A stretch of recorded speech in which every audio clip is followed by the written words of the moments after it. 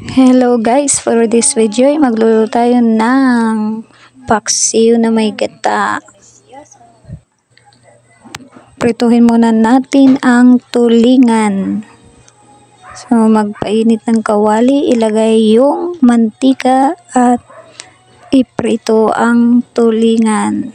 Kailangan lamang po na sa amin ay half cook lang po yung pagkakaprito. Ikaw, depende na sa iyo kung gusto mo yung lutong-luto yung pagkakaprito. Pero sa amin, prinito lang namin ng parang half cook. Ewan ko kung bakit piniprito pa yan. Siguro para hindi agad-agad masira kasi sa sobrang mahal nga ng mga bilihin tulad ng tulingan worth 240 yung isa. So, diba mahal na? So, yan yung mga ingredients. Hiniwa-hiwa na yung talong. Tapos, maglalagay ka rin ng bawang at sibuyas. So, ganyan lamang yung pagkakahiwa ng talong. So, ayan na. Ilalagay na sa kaldero dahil wala kaming palayo. So, pinagsama-sama na ang asin, bawang, sibuyas, paminta, dahon ng laurel at ilalagay na yung piniritong tulingan.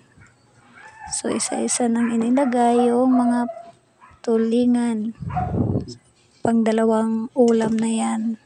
So ngayong gabi at bukas ng umaga pwede nang pambaon sa eskwela. So, inisa-isa na rin yan. Ayan na, nailagay na lahat. So, lagay na naman yung natitirang bawang at sibuyas. Diba? Kakapagod pala mag-voice over. So, ito naman ay nilalagay na rin yung talong kanina na hiniwa-hiwa. O, lahat na ilagay na yung talong. Lagyan na naman ng asin. Lagay naman yung natitirang bawang at sibuyas.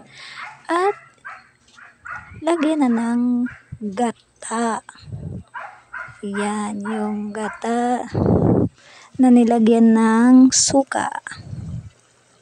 So, ayan na. Salang sa kalan.